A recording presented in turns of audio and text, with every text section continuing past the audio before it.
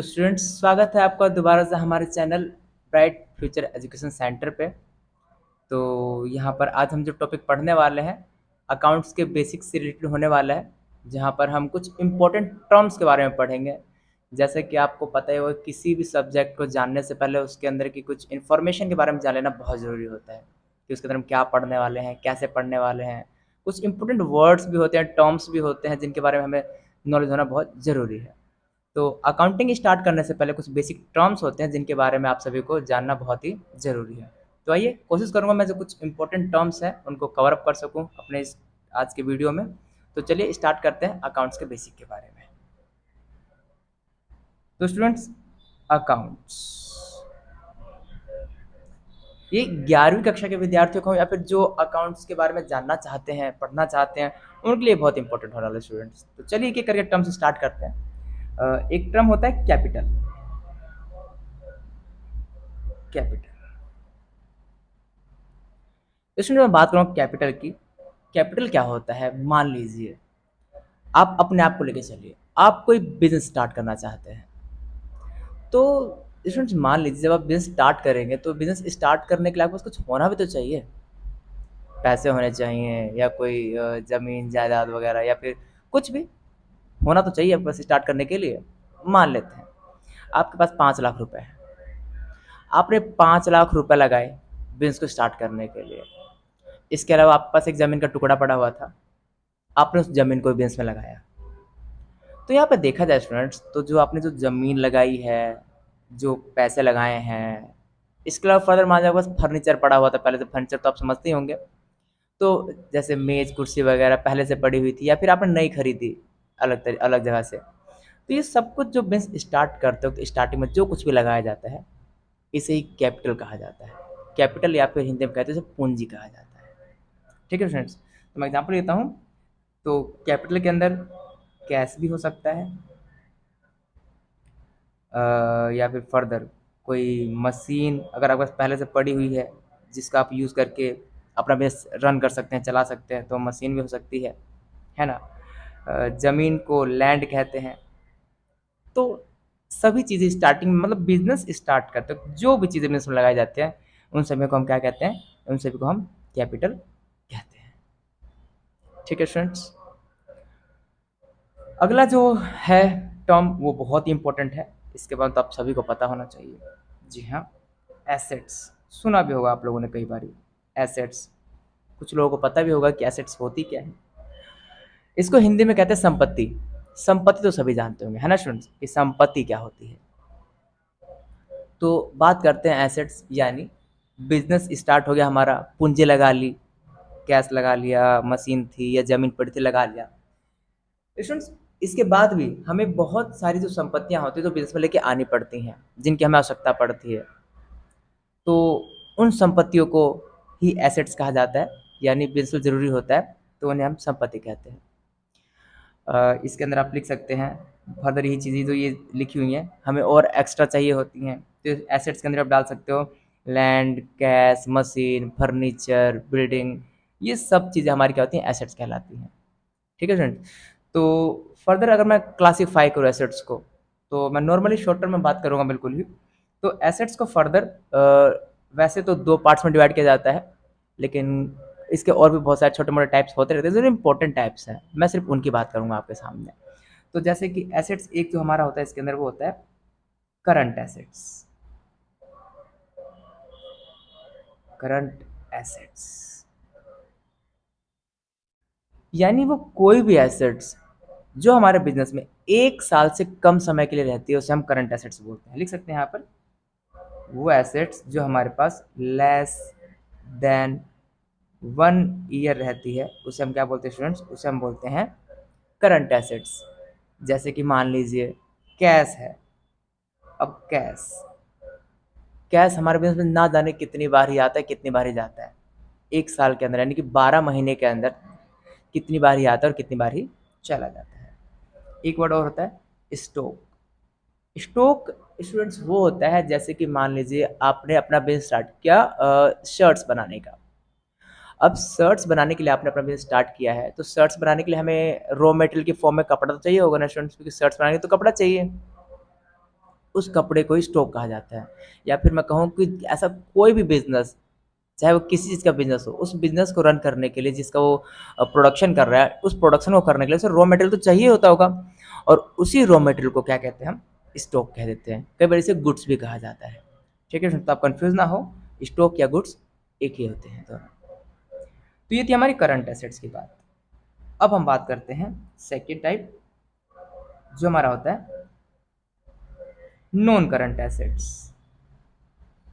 Non current assets, जैसा कि आपने पढ़ा स्टूडेंट्स की जो करंट एसेट्स होती है वो लेस देन 1 ईयर होती है, उसी तरीके से ये इसका अपोजिट होता है। करंट एसेट्स का अपोजिट नॉन करंट एसेट्स, ये लेस देन 1 ईयर है, ये मोर देन 1 ईयर होता है।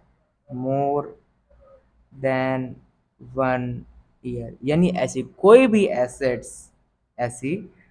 एसेट्स जो हमारे पास 1 साल से लंबे समय तक रहती है, उसे हम कहते हैं non current assets.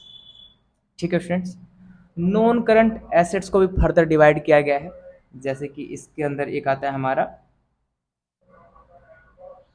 Tangible assets. क्या आता है students? Tangible assets. Tangible assets students वो होती है जिन्हें हम देख भी सकते हैं और छू भी सकते हैं। लाइक कंप्यूटर में होता है ना, कंप्यूटर में हार्डवेयर सॉफ्टवेयर होते हैं, सेम उसी तरीके से। जैसे कंप्यूटर का हार्डवेयर जिसे हम देख भी सकते हैं और छू भी सकते हैं, उसी तरीके से हमारा टेंजिबल एसेट्स होता है स्टूडेंट्स। टेंजिबल एसेट्स यानी कि जिसे हम देख भी सकते हैं और छू भी सकते हैं। तो ऐसी कोई भी एसेट, जैसे मान लीजिए, अब जैसे मैंने ये एग्जांपल ले रखा ऊपर पहले, मशीन है, लैंड है, कैश है, इन्हें तो स्टूडेंट हम देख भी सकते हैं और छू भी सकते हैं। तो ये जो हमारे होते हैं वो कौन से होते हैं? टेंजिबल एसेट्स होते हैं। तो आप लिख सकते हैं चाहे तो यहाँ पे टेंजिबल एसेट्स में कौन से आते हैं? टेंजिबल एसेट्स में हमारे आते हैं जैसे लैंड आ गई, मशीन आ गई। स्टूडेंट्स अभी यहाँ पे बात है कैश की, तो कैश को भी शामिल यहाँ पे करना चाहिए, नहीं करना चाहिए? नहीं करना चाहिए, क्योंकि हम बात करें नॉन करंट एसेट्स की, और नॉन करंट एसेट्स के अंदर वो एसेट्स आती है जो मोर देन 1 ईयर होती है हमारे पास। तो देखा जाए तो लैंड, मशीन, ये लंबे समय तक चलते हैं हमारे पास। आप चाहे तो इसके अंदर फर्नीचर भी ऐड कर सकते हैं, फर्नीचर भी लंबे समय तक हमारे पास चलती है। तो ये सभी क्या है हमारी? ये सभी हमारी टेंजिबल एसेट्स है जिन्हें हम देख भी सकते हैं और छू भी सकते हैं। अगला टाइप है intangible assets। intangible students same computer के सॉफ्टवेयर की तरह, जिसे ना तो हम देख सकते हैं ना ही हम छू सकते हैं। तो बात आती है कि ये ऐसी भी कोई एसेट्स होती है क्या जिसे हम देख भी नहीं सकते और छू भी नहीं सकते? जी हाँ स्टूडेंट्स, एक वर्ड होता है गुडविल। गुडविल स्टूडेंट्स, जी हाँ, गुडविल का मतलब होता है अच्छी इमेज, मार्केट में शाख, इसको हिंदी में बोलते हैं शाख, यानी किसी की उपलब्धि। जैसे मान लीजिए मार्केट में कोई ऐसी दुकान है जो बहुत ही कम सस्ते रेट पे सामान बेचती है, अच्छा सामान बेचती है, तो इससे क्या होंगे स्टूडेंट? इससे उसके कस्टमर्स बनेंगे। तो कस्टमर्स बनेंगे तो कस्टमर्स क्या करेंगे? एक कस्टमर दूसरे कस्टमर को बताएगा, दूसरा तीसरे को बताएगा, जिसके कारण उस बिजनेस का प्रॉफिट बढ़ेगा, है ना स्टूडेंट्स? अब कहा जाए तो एसेट्स क्या होती है? एसेट्स वही जो हमारे बिजनेस को लाभ पहुंचाती है या फिर हमें प्रॉफिट करने में हमारी सहायता करती है।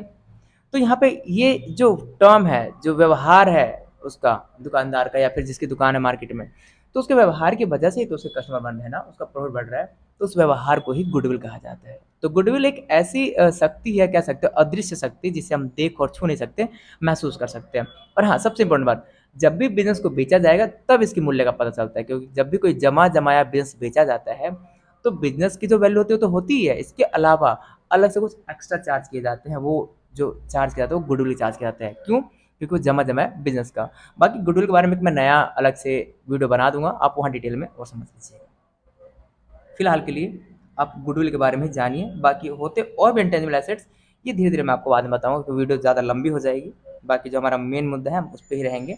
हम टर्म्स के बारे में पढ़ रहे हैं, तो एसेट्स के अंदर हमने करंट एसेट्स जान लिया, नॉन करंट एसेट्स जान लिया, और नॉन करंट एसेट्स के अंदर भी हमने टेंजिबल एसेट्स जान लिया है और इनटेंजिबल एसेट्स के बारे में जान लिया है।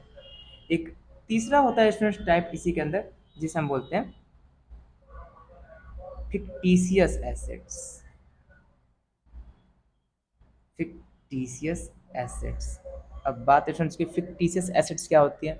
जैसे कुछ एसेट्स ऐसी होती हैं जिनके बदले हमें कोई कैश तो प्राप्त नहीं होता, यानी कि अगर हम उन्हें बेचें तो हमें उनसे पैसा वैसा नहीं मिलने वाला। हाँ, उनका बेनिफिट मिलता है हमें।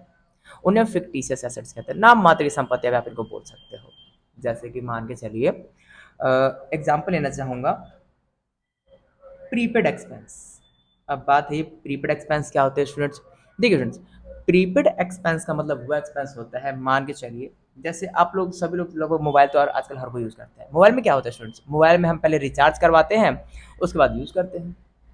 ये प्रीपेड एक तरीके से प्रीपेड का एग्जाम्पल हो गया कि आप लोगों ने पहले तो पैसे दे दिए हैं, अब आप लोगों को पूरे महीने भर मिलेंगे उसको यूज़ करने के लिए। तो ये प्रीपेड एक्सपेंस का अच्छा उदाहरण है स्टूडेंट्स। यानी कि कोई भी प्रीपेड एक्सपेंस आपने जो पहले ही कर दिया है उसे हम किस कैटेगरी में रखते हैं, उसे हम रखते हैं फिक्टिशियस एसेट्स की कैटेगरी में। एक और वर्ड में बताऊंगा स्टूडेंट्स आप लोगों को, एडवर्टीजमेंट। एडवर्टीजमेंट, प्रचार करना, किसी बिजनेस का प्रचार प्रसार करना। मान लीजिए स्टूडेंट्स, कोई बिजनेस नया नया रनअप हुआ है, स्टार्टअप हुआ है, उसका प्रचार किया जाए। अब तुरंत प्रचार करते बिजनेस का तुरंत तो बेनिफिट नहीं मिल रहेगा, उसका बेनिफिट हमें आने वाले समय में मिलेगा। तो इस तरीके से हम मान के चलते हैं, या फिर कई बार नया बिजनेस मान के चलता है कि जो हमने आज एडवर्टीजमेंट में पैसे खर्च किए हैं उसका बेनिफिट हमें अगले आने वाले 2-3 वर्षों तक या 5 वर्ष तक मिलता रहेगा। तो अगर उदाहरण के लिए मान लीजिए किसी बिजनेस से 1 लाख रुपये खर्च किए हैं और वो ये मान के चल रहा है कि इसका बेनिफिट हमें अगले आने वाले 4 वर्षों तक मिलने वाला है, तो देखा जाए तो हर साल का जो एक्सपेंस पड़ा कितना पड़ा, 25,000 रुपये, क्योंकि 1 लाख डिवाइड बाई 4 साल तो 25,000 रुपये हर साल का खर्चा। तो यहाँ पे देखा जाए तो अगर 1 साल बीतते हैं तो अभी भी 75,000 रिमेनिंग बचते हैं जो वो अपनी एसेट्स में लिख सकता है। तो इस तरह की एसेट्स, हालांकि इसका कोई बेनिफिट हमें कैश की फॉर्म में नहीं मिलेगा, लेकिन इसका बेनिफिट हमारे बिजनेस को जरूर मिलेगा एडवर्टीजमेंट का। तो इस तरह के एसेट्स जिन्हें हमें सील करने पे कुछ रियलाइज ना हो, कुछ पैसा ना प्राप्त हो इसके बदले, उसे हम फिक्टिशियस एसेट्स बोलते हैं। हाँ, उसका बेनिफिट हमें जरूर मिलता है, इसलिए हम इसको एसेट्स की कैटेगरी में रखते हैं स्टूडेंट्स। ठीक है, तो होप करता हूँ कि आप लोगों को एसेट्स अच्छे से समझ आ गया होगा। अब मैं बात करूँगा स्टूडेंट्स लाइबिलिटीज़ के बारे में। ये भी एक इम्पोर्टेंट पॉइंट है, क्योंकि बिना लाइबिलिटीज़ के किसी बिजनेस की कल्पना करना तो पॉसिबल ही नहीं है। लाइबिलिटीज़, तो स्टूडेंट्स अगर मैं बात करूँ आप लोगों से लाइबिलिटी की, जैसे एसेट्स होते हैं कि बिजनेस की खुद की संपत्तियाँ होती हैं, वैसी लाइबिलिटी होती हैं। बिना लाइबिलिटी कोई बिजनेस नहीं चल सकता। शुद्ध हिंदी में इसको कहते हैं दायित्व, या फिर इससे शुद्ध हिंदी में बात करूँ तो उधार पैसे लेना। यानी किसी भी बिजनेस को चलाने के लिए उधार तो जरूरी है स्टूडेंट्स, कि कोई भी बिजनेस अपने पैसे से सिर्फ रन नहीं किया जा सकता, उसे कहीं ना कहीं से उधार लेना पड़ता है, चाहे वो अपने लोगों से लेना हो, चाहे वो अपने सगे संबंधियों से, चाहे उसे बैंक से लोन लेना पड़ जाए। तो मैं लाइबिलिटी की बात अगर मैं करूँ तो लाइबिलिटी में होता है उधार, यानी कि कर्जा लेना। तो किसी बिजनेस को बिना कर्जे के नहीं चलाया जा सकता, कुछ ना कुछ मात्रा में कर्जा उसे लेना ही पड़ता है। जैसे मान के चलिए मैं बात करूंगा लाइबिलिटी के बारे में, तो इसके भी कुछ टाइप्स होते हैं। सेम जैसे एसेट्स के टाइप्स से वैसे इसके भी टाइप्स होते हैं। हाँ, बस यहाँ पे 2 ही टाइप्स होते हैं। लाइबिलिटी का पहला टाइप है करंट लाइबिलिटीज। करंट लाइबिलिटीज, तो स्टूडेंट्स अगर मैं बात करूं करंट लाइबिलिटीज की, तो सेम यहाँ पे भी वही नियम लागू होता है, लेस देन 1 ईयर है, तो यहाँ पे भी वही आने वाला है, लेस देन 1 ईयर। यानी कि ऐसी कोई भी लाइबिलिटीज जो लेस देन 1 ईयर के लिए होती है उसे हम करंट लाइबिलिटी कैटेगरी में रखते हैं। जैसे कि मान लीजिए हम आसपास अपने पास पड़ोस अपने दोस्तों से, अपने सगे संबंधियों से कोई पैसा उधार ले लेते हैं, जिसे हम बोलते हैं शॉर्ट टर्म लोन्स भी कह सकते हैं वैसे, शॉर्ट टर्म लोन्स बोल सकते हैं। तो जो ये शॉर्ट टर्म लोन्स होते हैं ना स्टूडेंट, जैसे कि हमने अपने सगे संबंधियों से ले लिया, या फिर आसपास किसी से ले लिया हमने उधार पैसा अपने बिजनेस को रन करने के लिए, तो ये शॉर्ट टर्म लोन्स होते हैं। ये बेसिकली 1 साल से कम की अवधि के लिए होते हैं। तो ऐसा कोई भी कर्ज जो 1 साल से कम अवधि के लिए होता है उसे हम बोलते हैं करंट लाइबिलिटीज। ठीक है स्टूडेंट्स, फर्दर इसका जो दूसरा टाइप्स आता है वो आता है इसका non current liabilities. Same non current assets की तरह ही नॉन करंट लाइबिलिटीज भी होता है। ऐसा कोई भी लोन या ऐसी कोई भी लाइबिलिटी जो मोर देन 1 ईयर के लिए है स्टूडेंट्स, उसे हम कहते हैं नॉन करंट लाइबिलिटीज। तो ये सभी जो लाइबिलिटीज होती है स्टूडेंट्स, ये लाइबिलिटीज होती है लंबे समय के लिए होती है। इसमें आप बेसिकली डाल सकते हैं लोन्स, और ये कौन से लोन्स होते हैं स्टूडेंट्स? ये होते हैं लॉन्ग टर्म लोन्स जो लिए जाते हैं बैंकों से, क्योंकि बैंकों से कोई भी लोन अगर लिया जाता है तो इतने कम समय के लिए नहीं लिया जाता कि 5 महीने के लिए, 6 महीने के लोन मिल जाए। वो लोन होता है लंबे समय के लिए, यानी कि 1 साल से ज़्यादा के समय के लिए।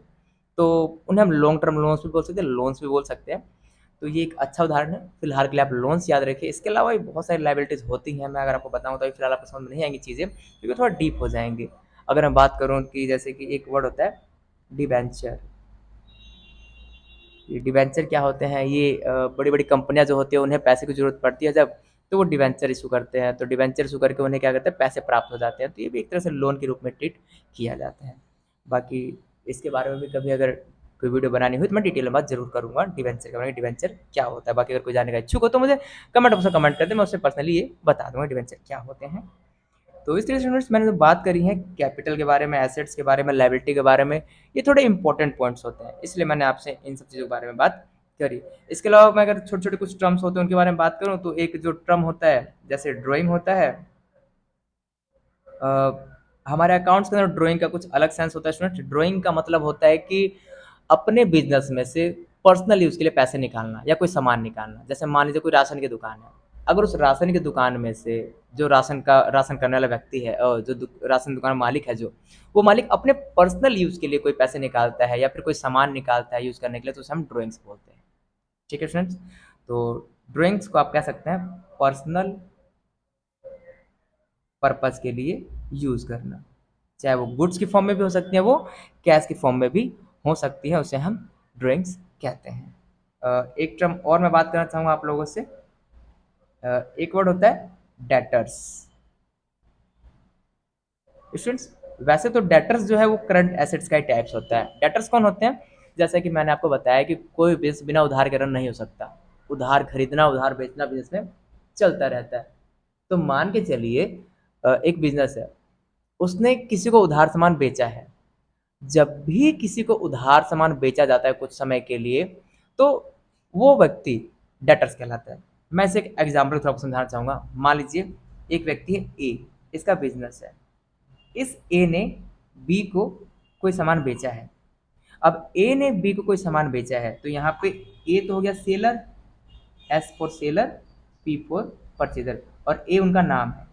ए नाम है, बी भी उनका नाम है, और ये ए सेलर है और बी हमारा परचेजर है।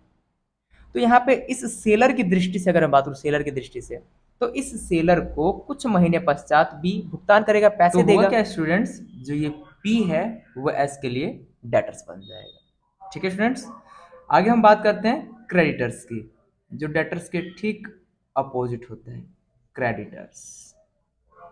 जैसा कि स्टूडेंट्स मैंने आपको भी बताया कि यहाँ पे मैंने एग्जांपल लिया था कि एक ए था जो कि सेलर था, बी था जो कि परचेजर था। सेम अपोजिट सिचुएशन यहाँ पे भी हो सकती है। जैसे मान लीजिए सेम एग्जांपल लेते हैं, ए है वो हमारा सेलर ही है और जो बी है हमारा वो परचेजर ही है। अब यहाँ पे जैसे कि मैंने बताया था डेटर्स की सिचुएशन में कि बी सामान परचेज कर रहा था ए से, तो ए के लिए ये बी क्या बन गया था, ये बन गया था डेटर। सेम यहाँ पर अपोजिट सिचुएशन भी हो सकती है, यहाँ पर अपोजिट सिचुएशन भी हो सकती है, यानी कि सेम है, ए सेल कर रहा है और बी परचेज कर रहा है। बट अगर अब हम देखें बी की तरफ से, यानी परचेजर के दृष्टिकोण से, तो इस बी के लिए ये जो ए है वो क्रेडिटर है। यानी कह सकते हैं कि डेटर्स तो एक एसेट्स की तरह ट्रीट किया जाता है कि डेटर्स में सेलर को पैसे मिलने होते हैं, और सेम यहाँ पर क्रेडिटर्स में क्या सिचुएशन होती है कि जो परचेजर होता है, परचेजर को पेमेंट करनी पड़ती है क्रेडिटर्स को। तो कह सकते हैं आप कि ड्राइंग लाइक अ एसेट्स और क्रेडिटर्स लाइक अ लाइबिलिटी होता है। क्रेडिटर्स करंट लाइबिलिटी हो जाएगा, डेटर्स करंट एसेट्स हो जाएगा। ठीक है फ्रेंड्स, तो ध्यान रखिएगा, जब भी कोई सेलर अगर कोई प्रोडक्ट या सर्विसेज सेल करता है तो परचेजिंग पार्टी उसके लिए डेटर्स होती है, लेकिन अगर कोई पार्टी परचेज करती है तो जिस पार्टी ने उसको सेल किया है वो उसके लिए क्रेडिटर्स होती है। ठीक है स्टूडेंट्स, इसके अलावा लगभग इंपॉर्टेंट पॉइंट्स तो मैंने तो बता दिए जो बहुत जरूरी है आप लोगों के लिए। एक और वर्ड सुन लीजिए, एक होता है बैड डेट्स। बैड डेट्स क्या होता है स्टूडेंट्स, कई बार ये डेटर से सिचुएशन में क्रिएट होता है। मान लीजिए सेलर ने कोई प्रोडक्ट बेचा परचेजर को। अब परचेजर किसी कारणवश भुगतान नहीं कर पा रहा है। वो कारण कुछ भी हो सकता है, जैसे कि वो दिवालिया हो गया हो, लगातार लॉस सफ़र कर रहा हो, पैसे नहीं हो उसके पास, बहुत सारे रीज़न हो सकते हैं। तो ऐसी कोई भी परिस्थिति, जिन परिस्थितियों में डेटर्स भुगतान नहीं कर पाता है पैसों का, उसे हम क्या कहते हैं, बैड डेट्स मान लेते हैं। जैसे कि एग्जाम्पल से मानते हैं, ए सेलर था हमारा और बी परचेजर था। किन्हीं कारणों से बी ए को पेमेंट नहीं कर पाया, तो बी ए को पेमेंट नहीं कर पाया स्टूडेंट्स। तो इस सिचुएशन में क्या कहा जाएगा कि जो बी है वो ए के लिए बैड डेट्स बन गया है, यानी बी ए के लिए डूबत ऋण है। यानी बी से अब ए को पैसे प्राप्त नहीं हो पाएंगे, इसलिए ए के लिए ये डूबत ऋण है या बैड डेट्स है। अगर मान लीजिए स्टूडेंट्स इन फ्यूचर अगर बी के पास कहीं से पैसे आ जाते हैं या फिर उसके बिजनेस में प्रॉफिट होना स्टार्ट हो जाता है, तो वो पैसे दे सकता है, दोबारा पैसे वापस कर देगा ए को।